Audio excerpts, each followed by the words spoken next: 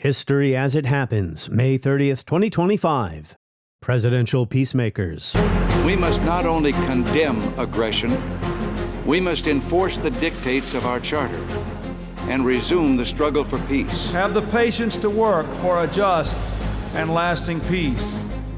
Reach for it. The United States will reach with you. The further shore of that peace is within your reach. We are privileged to witness tonight a significant achievement in the cause of peace, an achievement none thought possible a year ago. To be honest, I do not feel that I deserve to be in the company of so many of the transformative figures who've been honored by this prize. I will end that war in one day. It'll take 24 hours. Wars are easy to start, but hard to end, even or especially when an American president presses his thumb on the scales. Since Teddy Roosevelt in the Russo-Japanese War, American leaders have played an international role, trying to mediate the end of wars with mixed success. Why did some succeed and many fail? That's next as we report history as it happens. I'm Martin DeCaro. This is one of the interesting things about Trump's overall approach of America first. I contend that every policymaker, Democrat, Republican, Libertarian, doesn't matter, for the last 200 and something 50 years of our country, every policymaker is trying to do the best for their country and put America first. And axiomatically, I think the same for every French policymaker and every Russian policymaker. There are very few policymakers who wind up selling out their country. There's a reason we remember Benedict Arnold. What Trump has fallen into is the narcissistic illusion that he can step into this conflict and quickly fix it somehow, and fix it on his terms, and fix it by building a relationship with an adversary who, as Jeff pointed out so well, has a long history and proclivity for seeing the United States as an enemy. When he was campaigning last year, President Donald Trump repeatedly boasted he could end the Russo-Ukrainian war in a day. And the main reasons he gave were that he knew the two leaders so well and his own brilliant negotiating skills. Before I even arrive at the Oval Office, I will have the disastrous war between Russia and Ukraine settled. It will be settled quickly. I will get the problem solved, and I will get it solved in rapid order, and it will take me no longer than one day. I know exactly what to say to each of them. I got along very well with them. Like so many of his preposterous statements, it's impossible to know for sure whether Trump really expected to bring the war to a close in 24 hours, or if he simply meant, it should be a piece of cake. Whatever the case, the president seems to have underestimated the difficulty in ending war. More competent, more intelligent, less cynical American leaders have met failure too. All modern presidents have wanted to be seen as men of peace, even the ones waging terrible wars, like George W. Bush, whose war on terrorism was an utter failure. But he envisioned a more peaceful world once the U.S. was done killing terrorists. The freedom agenda is a powerful part of our country's desire to lay the foundation for peace, and it's making a difference. It's making a difference. I know one of the debates about the freedom agenda is, elections cause certain things to happen that you may not want to happen. No, elections are only the beginning of the process. They're not the end. Elections plus a focused foreign policy effort that helps build the institutions of democracy is what is going to be necessary to ultimately defeat the hateful ideology of those who would do our country harm. Lyndon Johnson and Richard Nixon spoke of peace while prosecuting the Vietnam War. Ronald Reagan called for peace through strength. In his view, the United States had always put peace first. War was supposed to be a last resort. The record of history is clear. Citizens of the United States resort to force reluctantly and only when they must. Our foreign policy, as President Eisenhower once said, is not difficult to state. We are for peace, first, last, and always, for very simple reasons. We know that only in a peaceful atmosphere, a peace with justice, one in which we can be confident, can America prosper as we have known prosperity in the past, he said. Well, there was and is no such thing as an anti-war president, not in the modern era anyway. The leader of the most lethal, sophisticated killing machine in human history, the leader of a global hegemon, cannot avoid perpetrating violence. But some presidents have sought a role in mediating conflict to end the killing and destruction in a violent corner of the world. I'm pleased to announce that the parties in Bosnia have agreed to a ceasefire to terminate all hostile military activities throughout the territory of Bosnia-Herzegovina to become effective on October the 10th if certain conditions are met. But turning a ceasefire or truce into an enduring peace agreement has always been difficult, whatever a president's motives. Peace for peace's sake, to protect U.S. interests, to go down in history as a peacemaker. The Camp David Accords, Jimmy Carter's finest moment, solved the Egypt-Israel cycle of violence, but not the Israeli-Palestinian problem. Bill Clinton had the Good Friday Accords in Northern Ireland and the Dayton Accords in the Balkans, but the Oslo Accords ended in failure. Our most recent president, Joe Biden, enabled Israel to turn Gaza to dust and made no progress ending the war in Ukraine. This is a sprawling subject, and we won't cover every presidential peace initiative in a single podcast, but you can consider these questions as you listen to this episode. What makes for an effective peacemaker? Knowledge of the region where the war is taking place? Strong negotiating skills? Personal charisma? What about the ability to align personal diplomacy with national interests? What about dedication? It takes time to end a war, more than 24 hours. Jeremi Suri is a historian at the LBJ School of Public Affairs at the University of Texas at Austin. He is the author of The Impossible Presidency and host of This Is Democracy podcast and Democracy of Hope newsletter on Substack. Jeffrey Engel is the founding director of the Center for Presidential History at Southern Methodist University and the author of When the World Seemed New, George H.W. Bush and the End of the Cold War. Jeremi Suri, welcome back. Great to be with you, as always, Martin. Jeffrey Engel, likewise. It's great to be with you as well. Jeremi Suri, what mistakes is Donald Trump making in his diplomacy to try, using that term loosely, try to end the Russia-Ukraine war? Well, it's hard to know where to begin, but I'll just list two to start with, right? The first is he fundamentally believes Vladimir Putin and other powerful figures around the world will take him seriously for blustering and threatening and talking big in many ways without following up. And the world of international politics is really a world of action, at least as much as it is of rhetoric. It's different from real estate development and other fields that maybe are a little more driven by talk. Not backing up your words is something that is evident. Already, most of America's counterparts have realized that Trump makes huge demands and then slowly but surely backs down. And so they just wait for him to back down. And then the second mistake he's making is to believe that he and Vladimir Putin share certain interests.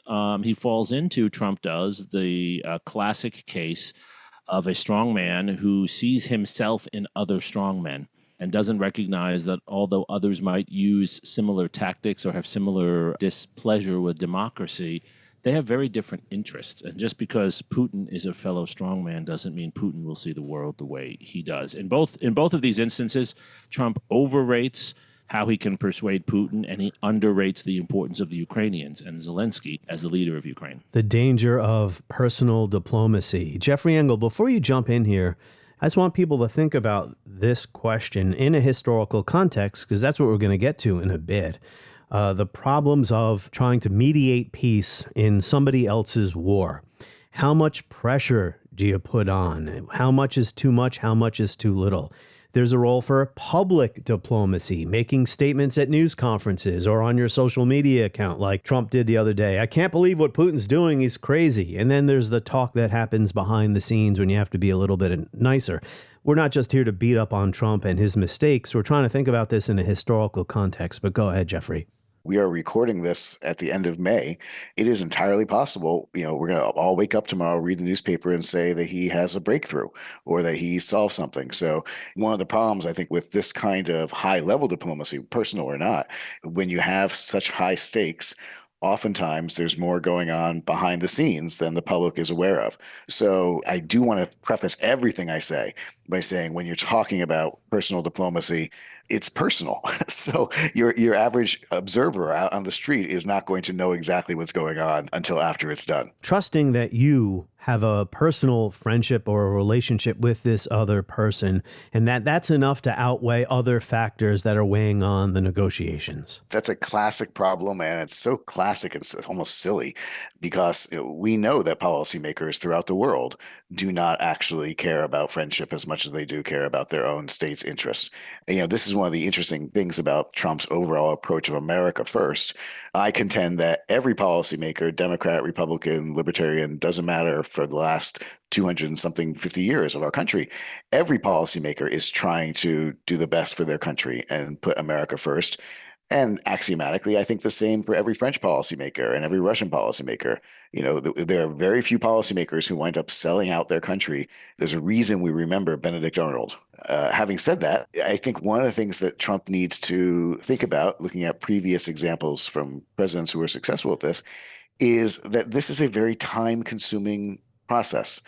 You don't build relationships overnight. Obviously, Trump and Putin have some kind of relationship that goes back years. Some people might speculate as to how deep that relationship is. But as a president, at least, you can't call up somebody on the first day and say, hey, I think we should be friends. Now do what I want. I think this is a case of unrequited love, though. Anthony Beaver was just on my podcast, and he said, in his estimation, Putin loathes Trump, but Trump doesn't understand that. Listen, I don't know Donald Trump personally, and I don't know Putin personally, and it's all pop psychology if we don't have any intimate assessment. Now, if Anthony Beaver has a personal conversation with Putin where he says, I loathe the president, then I'll listen. Well, he's certainly been playing him. He's a smart guy, but he's just reading the same newspapers that we are. However, it's pretty clear, though, that Putin has been, as Trump said the other day, tapping us along. Do you still believe that Putin actually wants to end the war? I can't tell you that, but I'll let you know in about 2 weeks. Within 2 weeks, we're going to find out very soon. We're going to find out whether or not he's tapping us along or not. And if he is, we'll respond a little bit differently. I mean, he hasn't followed through on any. It is indisputable that many of the things that President Trump is doing as reversals of U.S. policy from the Biden administration are directly in Russia's interest. To a point. Trying to damage the NATO relationship, which, by the way, has been not just Putin's goal for the last 20 years. It's been a Soviet goal since 1945, let's say 1949, to try to disrupt American relations with NATO as a way to increase Russians' relative power over the rest of Europe. Similarly, we know that Donald Trump has not taken the most vigorous line that President Biden did on defending Ukrainian democracy. In fact, when we see some of the talking points that President Trump offered in the Oval Office meeting with President Zelensky, for example, they may just as well have been written by the Kremlin. You're right now not in a very good position. You've allowed yourself to be in a very bad position, and he happens to be right about it. From the very beginning of the war. You're not in a good position. You don't have the cards right now. With us, you start having cards. Right now, you don't. You're playing cards. You're playing cards. You're gambling with the lives of millions of people. You're gambling with World War III. You're gambling with World War III. It is notable that President Trump, in his reverses of policy, each of them seems to be, thus far, what Russia would have wanted him to do. To a point. And the United States is not sending weapons to Russia. It is still sending weapons to Ukraine. One does not have to get into pop psychology, right? What Trump has fallen into is the narcissistic illusion that he can step into this conflict and quickly fix it somehow, and fix it on his terms, and fix it by building a relationship with an adversary who, as Jeff pointed out so well, has a long history and proclivity for seeing the United States as an enemy. And that this will overnight change. And we as historians know it doesn't. I think that's at the core of Jeff's point. Leaders matter, but leaders do not reverse the currents of the oceans. And there are long-standing conflicts between the U.S. and Russia and the Soviet Union over the future of Europe, over the future of the Middle East and other related areas here. And that's not going to change overnight because Donny Boy sits down with Volodya. It's just not going to fix it. And to see the world that way is to see it as a real estate developer, not as an international diplomat. And even if President Trump wanted to shut off all U.S. weapons donations and aid to Ukraine, there are still U.S. weapons and parts that second and third parties could send to Ukraine that it would take a lot of effort to completely shut off. But I don't want to digress about that kind of just one other point to be made is that, that those on the ground get a vote. Regardless, in a sense, of what Trump and Putin decide, a lot of the war will be decided on the ground by brave Ukrainians. And to discount that on Trump's part is to totally miss the real action. A few things that Trump is doing wrong. I mean, he undermines his own credibility and negotiating position, at least in public, when he talks about, maybe we're going to do sanctions, or I'm open to doing extra sanctions on Russia to apply more pressure on Putin, and then he does not. I'm not happy with what Putin's doing. He's killing a lot of people, and I don't know what the hell happened to Putin. I've known him a long time, always gotten along with him. But he's sending rockets into cities and killing people, and I don't like it at all, okay? He actually undermined his own ultimatum recently. During that 2-hour phone call with Putin, the United States was about to either do sanctions. Lindsey Graham has this idea of doing a 500% tariff on any country that does business with Russian oil and gas. And there are some other items in the news. I don't want to get bogged down in too many details here. The point is, Trump then spoke to Putin and backed off that ultimatum. Another thing is that he took, at least rhetorically, even diplomatically, Russia's side when it came to the causes of the war. The United States is not sending weapons to Russia. It's not materially supporting Russia. It is still sending weapons to Ukraine, and that weapons pipeline will continue for years because of the weapons that were approved by Congress during the Biden administration. But at least diplomatically and rhetorically, he took Putin's side when it comes to the causes of the war. So this whole thing got off on the wrong foot. Well, if the news flash is that Donald Trump has reversed his sporadic decision-making, that's not a news flash. I think what's interesting to note about previous cases as a counterpoint, one of the things that I think we can see as a through line for successful presidential diplomacy and or successful presidential personal diplomacy is an investment of time and an investment of energy and an investment of a president's most valuable resource, which is his time. It's not 24 hours then. I'm going to end the war in 24 hours. I mean, exactly. Start off like that. It's before I even arrive at the Oval Office, I will have the disastrous war between Russia and Ukraine settled. It will be settled quickly. Yeah, and if we think back to one example, which I'm sure we'll delve into further, the Camp David Accords between Israel, Egypt, and the United States. First of all, to our earlier point, Egypt and Israel had to both have reasons to be at the table to begin with. They were not pushed there out of purely American power. It was in their interest to want to be at the table. But then secondly, President Carter spent countless days, not just hours, countless days bordering on several weeks with the two men, not only getting to know them personally, but also therefore being able to strong arm them rhetorically in a conversation. He personally intervened when Sadat was going to leave, and he made Sadat stay. By saying, essentially, I give you my word as the president of the United States that I will help make this work. Not just I give you my word as a friend, though they built up a friendship, and not just I give you my word as the president, period. It was a combination of the fact that he had built up trust with Sadat over those intervening weeks that allowed him to leverage American power. But again, that didn't happen in 24 hours. That didn't happen after a 2-hour meeting. That didn't happen after a tweet. That happened after sustained hard work of the kind that, frankly, in all honesty, we rarely have seen Donald Trump put forward in either of his two terms. I mean, he seems repeatedly, we know, to like quick fixes, to adopt policies and then reverse them. That is his genius. He's the president of the United States. I am not.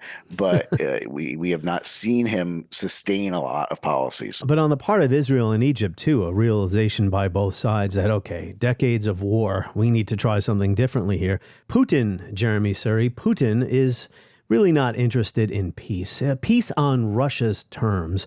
Before you comment, let me just share with you an article. Reuters reporting exclusively based on sources that Putin wants his conditions for ending the war in Ukraine, a demand that Western leaders pledge in writing to stop enlarging NATO eastward. So that means no NATO for Ukraine, which to me, in my view, is not really an unreasonable request. Ukraine is never going to join NATO, but also to lift a chunk of sanctions on Russia.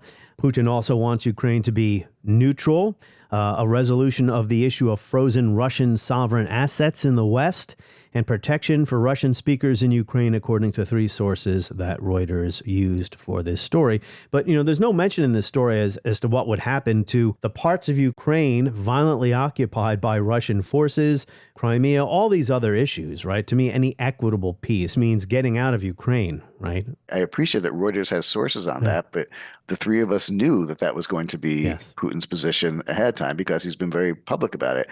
If we go back to the initial invasion, that was illogical. That was not a good strategic decision by Putin.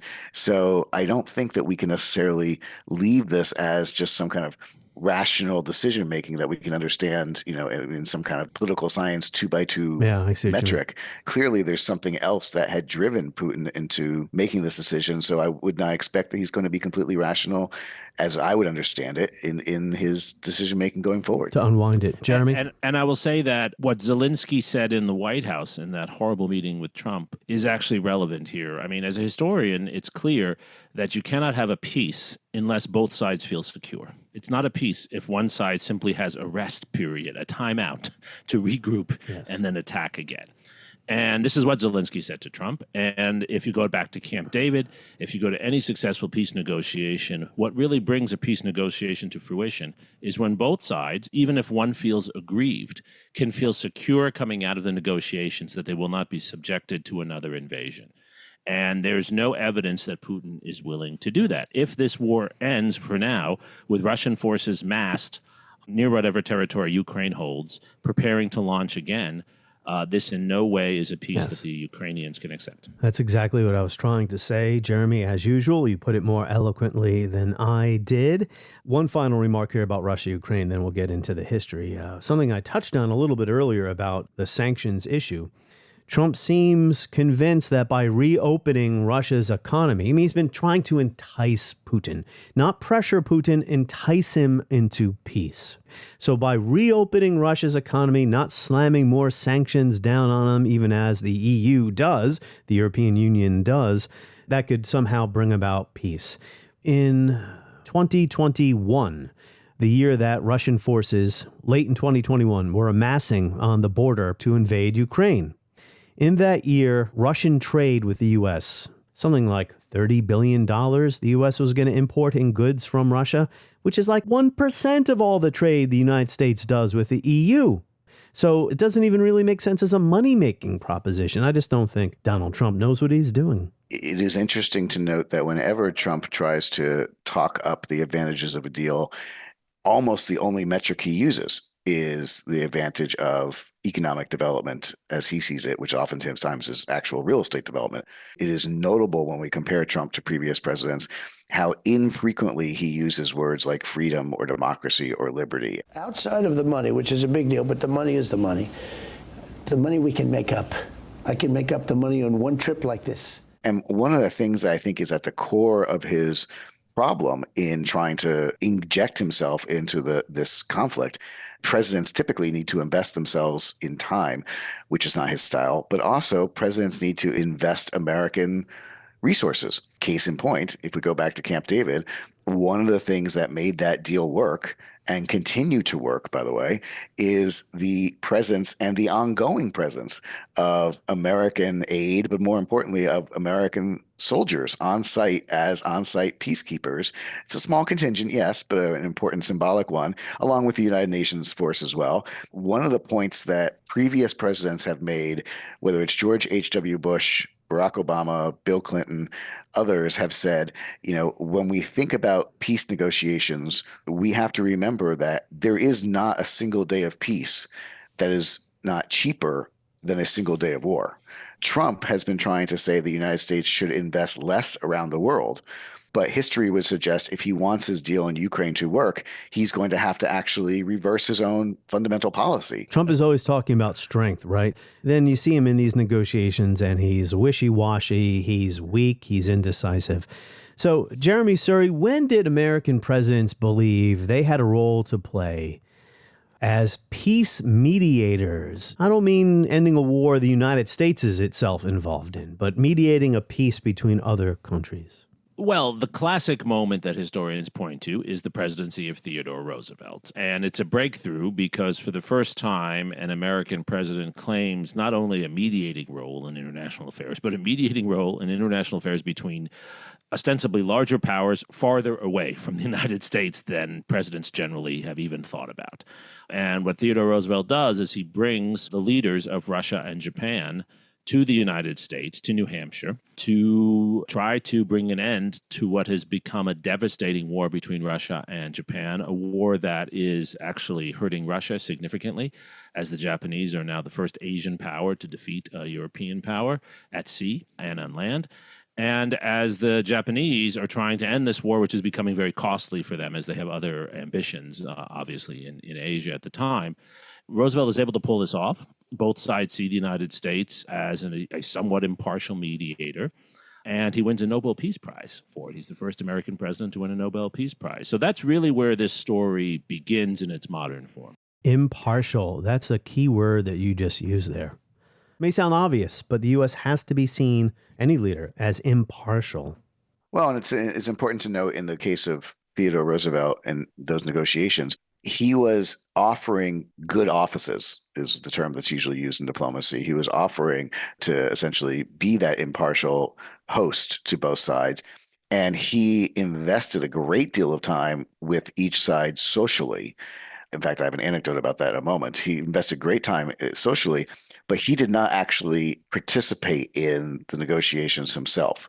So this is not President Carter dealing as a third party in their bilateral conflict. This is the United States basically saying, we're going to give you guys food and drink and housing, work this out before you go home. And we'll continue to give you good housing until you work this out. But he did not actually adjudicate. He did not mediate. He did not actually get personally involved in the negotiations, unlike subsequent presidents. If I could actually just point to that anecdote for a second. Sure. This is a brilliant moment, I think, in both presidential history and also culinary history, because Roosevelt faced the problem when they first arrived in New Hampshire, and that was the Russians did not consider themselves the social and racial equals of the Japanese, and therefore, on a practical level, refused to sit down to dinner with them. Well, how do you get people to talk to each other if they're not even going to sit down to dinner with each other? Because how insulting could that possibly be to the Japanese? So Roosevelt, being quite a sophisticated lad, has the brilliant idea that, okay, I know how to solve this problem. You won't sit down together? Fine. We'll have standing cocktails and passed hors d'oeuvres. And we'll get people drinking and eating standing next to each other, and that will break the ice. A brilliant and simple solution to a complex problem. Yeah, as you say, he never attended the peace negotiations over the Russo-Japanese War until the very final stages of the negotiations were held on his yacht, the Mayflower. I want to get back to Carter because there are a few names who really stand out among presidents in the 20th century who wanted to be peacemakers or took an active role in mediating another conflict. Maybe they didn't enter office with this in mind, but when the opportunity presented itself, they jumped in, like Clinton and the Oslo Accords. But Richard Nixon, he wanted to be a man of peace. I've asked for this television time tonight to make public a plan for peace that can end the war in Vietnam. The offer that I shall now present on behalf of the government of the United States and the government of South Vietnam, with the full knowledge and approval of President Thieu, is both generous and far-reaching. It is a plan to end the war now. It includes an offer to withdraw all American forces within 6 months of an agreement. Its acceptance would mean the speedy return of all the prisoners of war to their homes. And the 1972 election was a landslide in his favor, Nixon's favor, against the so-called peace candidate McGovern. But Nixon did this while he was bombing the living daylights, carpet bombing Vietnam, Laos, and Cambodia. Why was Nixon able to convince a large majority of the American public that he was the man of peace? Well, I think a lot of that had to do with what was seen as an effective foreign policy going into the 72 election in opening relations with China, with a major meeting with the Soviet Union and what looked like major progress on arms control. The American public had it as a point of reference the end of the Lyndon Johnson presidency, where American diplomacy was flailing in all directions, where conflict in Vietnam was escalating, where peace negotiations had failed. Maybe it wasn't entirely Johnson's fault, but it looked like the president was ineffective as a diplomat. Nixon and Kissinger created at least the image. Many historians would differ on this, but they created the image of efficacy. And opening relations with China, which took a lot of effort and a lot of personal credibility by Richard Nixon and Henry Kissinger, that was a major move towards at least bringing some stability and some peace to Asia. And then this is followed up after the election with, of course, the shuttle diplomacy in the Middle East, which is one of the really great achievements of Kissinger's time as Secretary of State, negotiating with the Egyptians, Israelis, Syrians, Jordanians, and others. So I think we have to take Nixon seriously, but what we have to recognize as historians is that peacemakers can also be war makers. These two things are not mutually exclusive. The person that Jeffrey's written so much about, this is true for as well. George H.W. Bush went to war in the Persian Gulf, but also was legitimately saw himself as a peacemaker. Those two things went together. Yeah, there's no such thing as an anti-war president. And Nixon did bring the American forces home. The Nixon-Carter comparison is interesting because they are so different. There's two different kinds of peacemaker, I think.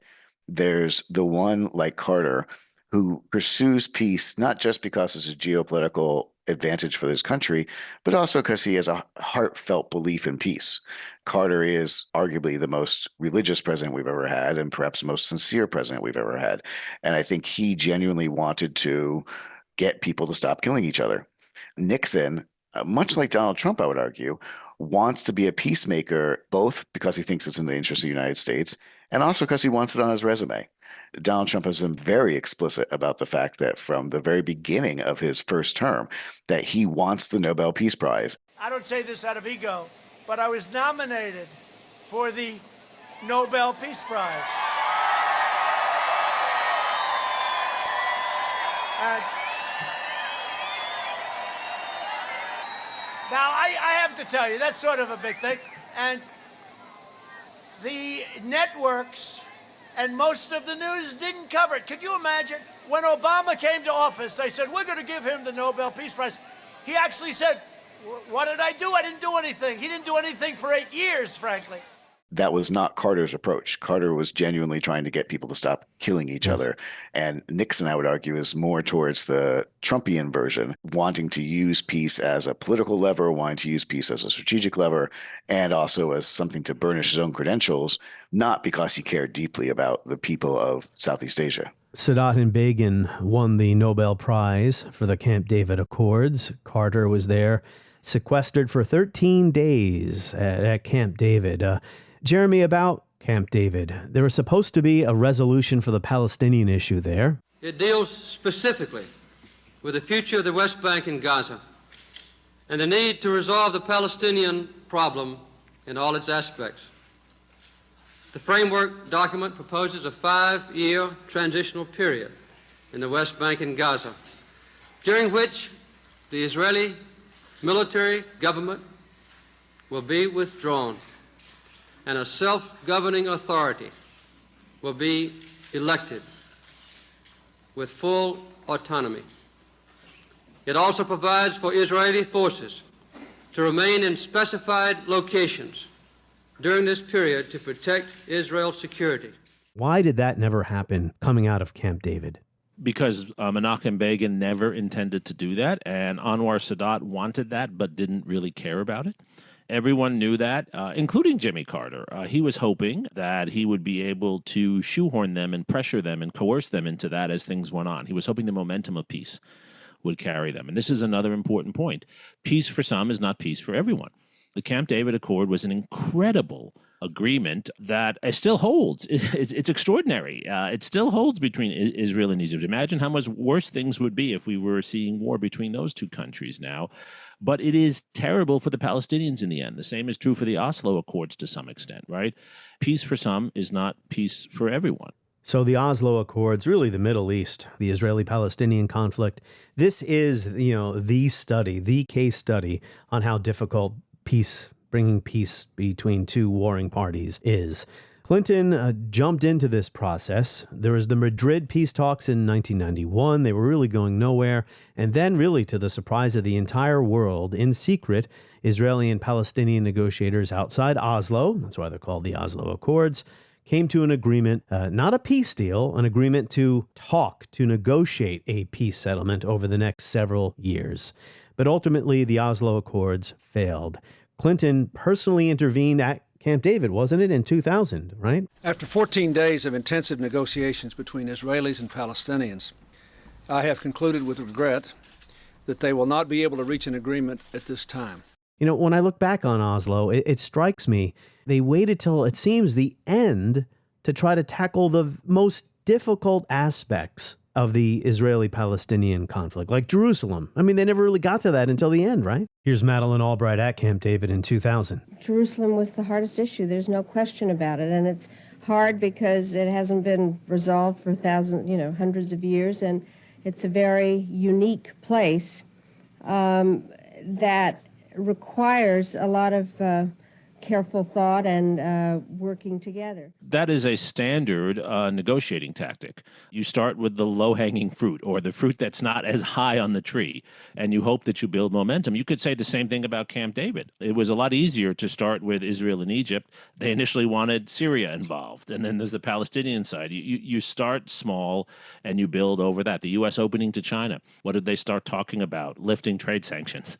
They don't talk about Taiwan, right? Taiwan is pushed off, actually, right? So that's standard. That the key is to keep the momentum going. And the concern, and to some extent what's happened in Middle East negotiations, is that the small steps then empower more bad behavior in other dimensions. And that is certainly what has happened with both Israel and Egypt. You could argue that both of them have behaved worse toward third parties as a consequence of their peace with one another. Jeffrey Engel, how do you rate Clinton and the Oslo Accords? Do you think he made mistakes in that process? Listen, we all make mistakes. Clinton demonstrated, and the transcripts that we have of this are pretty clear, Clinton demonstrated just the best of Bill Clinton, personable and brilliant and savvy, and knew more about the issue than even the two people he was negotiating with, though they lived there. Clinton understood which street was more dominated in Jerusalem by Arabs or Jews, and so on. So I think he did a remarkable job, but his remarkable job demonstrates something very important. Peace of that nature, of a seemingly intractable problem, can only be resolved when the parties are willing to sacrifice and when the parties are willing to risk. I know this is not a positive example for an obvious reason, but Anwar Sadat deserves a remarkable amount of credit for pushing forward on a peace deal that he knew was not only going to be hardly universally embraced in his country, but also was going to put him in as a target. Well, Rabin. We shouldn't expect our policymakers to all be a Lincoln or a Sadat or a Rabin, but we also should recognize that the personal sacrifice and the martyrdom in some ways is sometimes necessary. You did have people on both sides willing to take risks, but you also had rejectionists, Jeremi Suri, on both sides who wanted to derail the entire thing. That's always the challenge, and it has long been argued, and I think it's right, that in the short run, it's harder in a democracy to make these deals. Not in the long run. I think democracies actually can be more credible in their commitments in the long run, but in the short run, it's much harder because often the naysayers, the rejectionists, can be quite popular at home and can use demagogic tendencies to undermine what you're trying to do overseas. And that certainly is what happened to Yitzhak Rabin. That is what has made it difficult for the United States in Vietnam, for example, and other conflicts, to negotiate a deal, especially a deal that admits to some extent that we did not achieve our aims. And so this is the challenge. Yeah, and it's incumbent upon the mediator to understand those tensions, right? You know, one peace deal that was successful that we kind of forget about because it worked, and that is the Good Friday Accords. George Mitchell was sent over there to do that one. That's a good example of the United States acting as an impartial mediator actually did bring about a positive outcome. Yes, and I think the United States was in a position not only as an impartial mediator, but to also be a sponsor of peace, which is to say being able to offer carrots to both sides, carrots that were economic, but carrots that were also political. I mean, the Irish-American diaspora is a very important part of Ireland, and it's a very important part of the United States. It's a very important part of what was disputed in Northern Ireland. I think the United States was in a very positive position there. And George Mitchell, senator from Maine, was someone someone who was seen as having the president's ear. But to Jeffrey's point back to Theodore Roosevelt, it was not the president getting into the details, which can often create problems of the president then putting his own name on things. And so this gave Clinton the distance he needed at times to allow the negotiations to go forward and then to come in the end and sort of seal the final part of the deal. It is one of the most successful enterprises undertaken by a recent president for peacemaking. My friends, everyone in life at some point has to decide what kind of person he or she is going to be. Are you going to be someone who defines yourself in terms of what you are against or what you are for? Will you be someone who defines yourself in terms of who you aren't or who you are? The time has come for the peacemakers to triumph in Northern Ireland, and the United States will support them as they do. The broader context is critical as well. And it's hard to know what the broader context is while it's going on. Yeah. But the Good Friday Accords, in my opinion, doesn't occur, or at least doesn't occur the way it lays out, without the concurrent growth of the European Union. Part of what they were able to negotiate between Northern Ireland and the Republic of Ireland is a deal that allowed for essentially trade and people to travel as though they were in an internal border. It would have been very difficult to start from scratch and say, how can we develop a framework that goods and people next door to each other can live and trade and operate next door to each other? We already had one, we, the world, already had one in the European Union, so we were able to use that very effectively. Yeah. So, Jeffrey, I'll stay with you on this. We've been talking about presidents acting as mediators in other people's conflicts. Reagan, Gorbachev, George H.W. Bush, Gorbachev, and then for a short time, Yeltsin. This was a situation, to my earlier point, about appropriate toughness, when to lay on pressure, what to say publicly, how to get a deal in private, how to, let's say, guide a peaceful end or a non-calamitous end to the Cold War. The critics of both Reagan and George H.W. Bush said that they were being duped. I mean, this was what the far right said about Reagan, duped by Gorbachev. George H.W. Bush was considered wishy-washy or weak. You know, why is he saying more when the Berlin Wall came down? What's the danger here of events just spinning out of control? Secretary Baker commented earlier about how rapid the pace of change has been in Eastern Europe. Nobody really expected this to happen as quickly as it did. Is there a danger here that things are accelerating too quickly? Well, I wouldn't want to say this kind of development makes things be moving too quickly at all. It's the kind of development that we have long encouraged by our strong support for the Helsinki Final Act. So I'm not going to hypothecate that it may anything goes too fast. So you don't. But we are handling it in a way where we are not trying to give anybody a hard time. We're saluting those who can move forward with democracy. We're encouraging the concept of a Europe whole and free, and so we just welcome it. Both Reagan and Bush were right. Their critics were wrong about how they handled those two different situations. These are related, obviously, chronologically, and also by the fact that Bush was in Reagan's administration, but they are different. What Reagan did in de-escalating the Cold War in his second term is remarkable. He was able to de-escalate, I would argue, because he had already escalated. Reagan makes the Cold War extraordinarily dangerous. 1983, I think, is arguably the second most dangerous year after 1962 in the entire Cold War, with nuclear tensions very high, in no small part because Reagan had convinced Kremlin policymakers that he was sincere when he said that we would purify the world through fire and have a crusade for freedom. To ignore the facts of history and the aggressive impulses of an evil empire, to simply call the arms race a giant misunderstanding. Reagan did not take the initial step towards peace. The initial step towards peace was the Soviet, quote unquote, election of Mikhail Gorbachev, a person who was willing, and not necessarily because he believed in peace, though he kind of did, but more because he realized it was in Soviet interest to stop spending so much damn money on arms.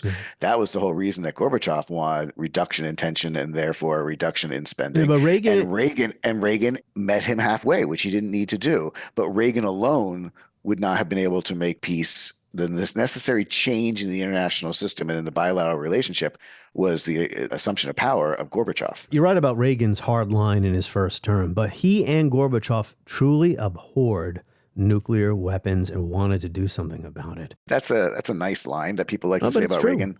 But, the truth is he develops that, and I give him credit for this because I always say we want policymakers to learn and change their opinions. But he does develop that over time.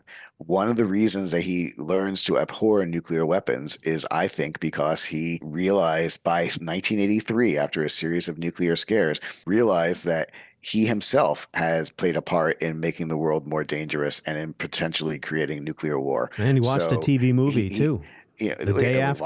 Watch the day after. Yeah. As I like to remind my students, more people watch the day after, that fictionalized account of what happens to a Kansas town when it's hit by a Soviet nuclear strike.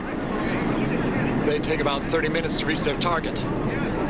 So do theirs, right? Missile warning, this is Beale. Confidence is high. I repeat, confidence is high. More people watch that year than watch the Super Bowl.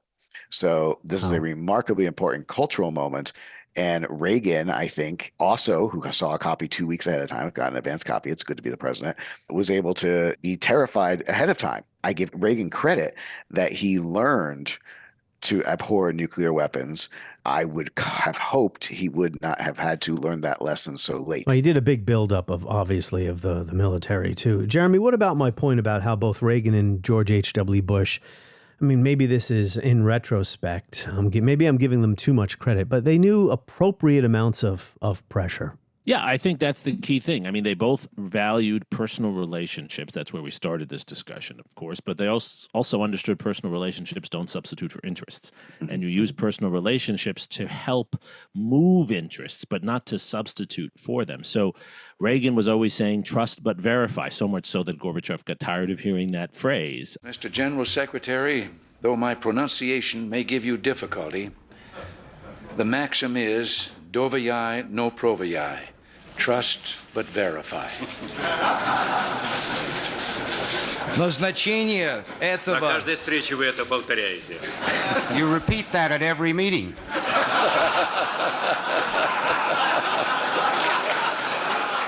So you want to build trust, but you also have to verify your trust. The whole reason for the review that George H.W. Bush does when he comes into office is he's a little concerned that perhaps Reagan has become too attached to Gorbachev now. Oh, definitely. I don't think it's that Bush was critical of Gorbachev. He wanted to make sure that they were aligning interests with personal relationships. And that is how good negotiations occur.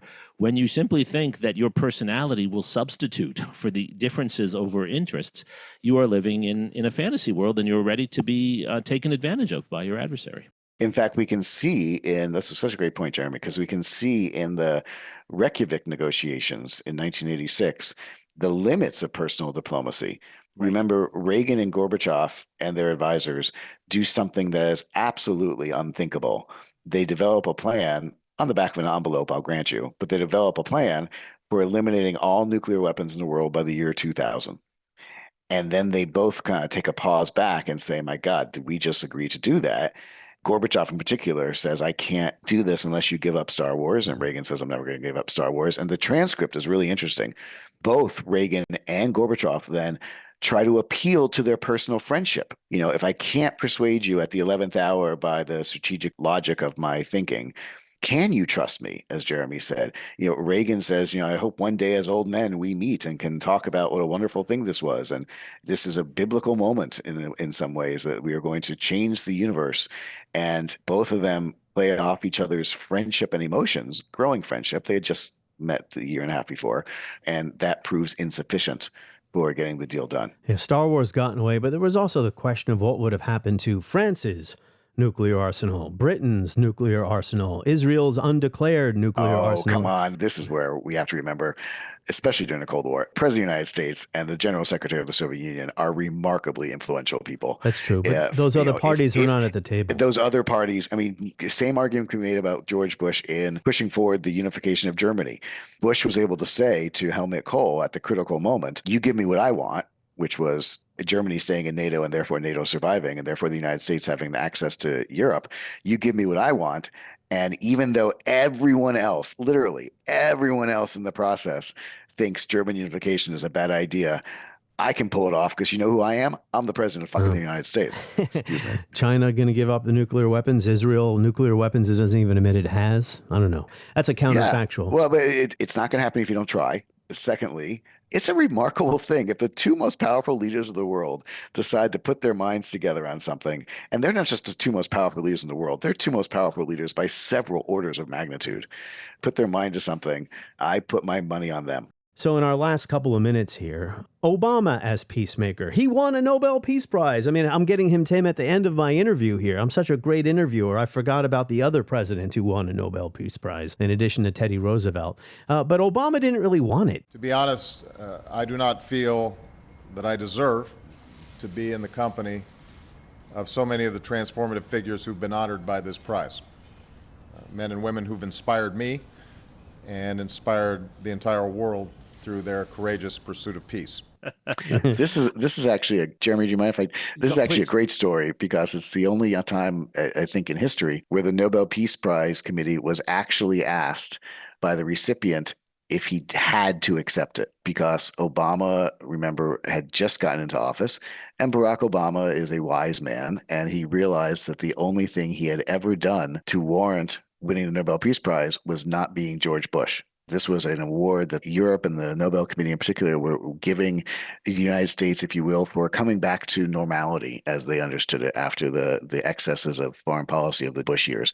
So Obama really didn't want it and didn't think he deserved it. And we saw that in his speech that he said, I don't merit this in any way, shape, or form, not least because I bomb people. But perhaps the most profound issue surrounding my receipt of this prize is the fact that I am the commander-in-chief of the military, of a nation, in the midst of two wars. And Obama and Iran, Jeremi, Suri, final question here. This is another case where somebody knows they're taking a risk. They're going to take hell domestically for it, right? Soft on Iran. Iran is a terror state, et cetera, et cetera. The Republicans opposed the deal. But as it turned out, Obama was right. And the people who came after him, Trump 1.0, destroying the Iran nuclear deal. Well, now look, right, trying to get back to what was the status quo under Obama. I think the U.S. relationship with Iran during Obama's years, and even going back to George W. Bush, has parallels to the U.S. relationship with China in the years before the opening in 1972. Here are two countries that are at political odds with one another and are involved in conflicts indirectly. Vietnam, Hezbollah, and other terrorist organizations in the Middle East involved with issues where they come into conflict with one another, but still have very strong interests in common. The Iranian economy needs access to the U.S. economy. And the United States has a strong interest in preventing Iran and other Middle Eastern countries from becoming nuclear proliferators. So there's a common interest here. That is what drove the Obama administration. It was not some belief that the mullahs in Iran had become good people.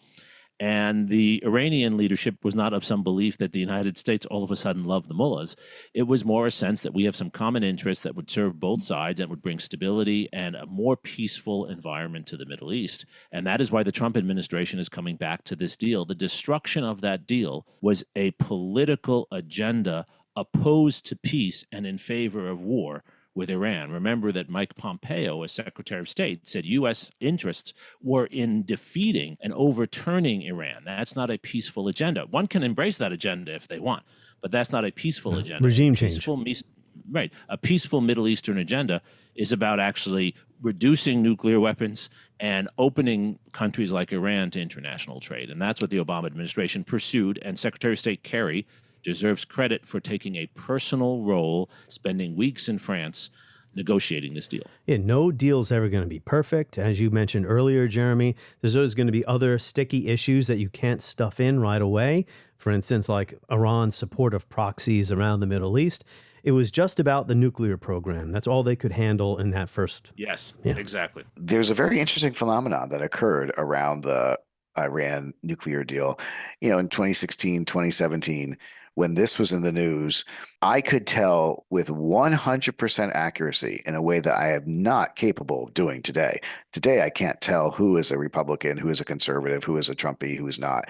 I could tell you in those years with 100% accuracy if you are a Democrat or Republican based upon the following question: what do you think of the nuclear deal? Obviously, if you're in favor of it, you're a Democrat. If you're against it, you're a Republican. But then if I asked the follow-on question, which was, how many of you have actually read it or have any idea what's on page 7?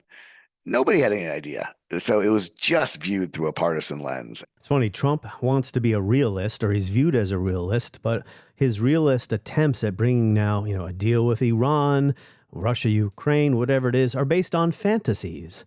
For instance, Gaza will turn it into a seaside resort, So is it realism or is it something else? I guess that's for another podcast, Jeffrey Engel. That was a shock to his own staff.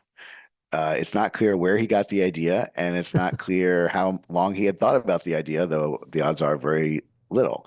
And his own staff said, we haven't heard that before. Well, if your president of the United States is saying things of that nature, the kind of thing that he thinks will solve a geopolitical struggle that's been going on for 75 years and seemingly intractable with hatred on all sides and violence on all sides, and thinks that he's going to come up with a solution to this while sipping coffee in the morning, or I guess in Trump's case, Diet Coke, without getting any input from the experts, that tells me that he's not serious. The U.S. will take over the Gaza Strip, and we will do a job with it, too. We'll own it and be responsible for dismantling all of the dangerous unexploded bombs and other weapons on the site. We have an opportunity to do something that could be phenomenal. And I don't want to be cute, I don't want to be a wise guy, but the Riviera of the Middle East, this could be something that could be so bad, this could be so magnificent. On the next episode of History as It Happens, what is habeas corpus? And why is the Trump administration thinking about suspending it? What did Abraham Lincoln do? Does that apply to 2025? Jim Oakes joins us next as we report history as it happens. New episodes every Tuesday and Friday. My newsletter every Friday. Sign up at historyasithappens.com or just go to Substack and search for History as It Happens.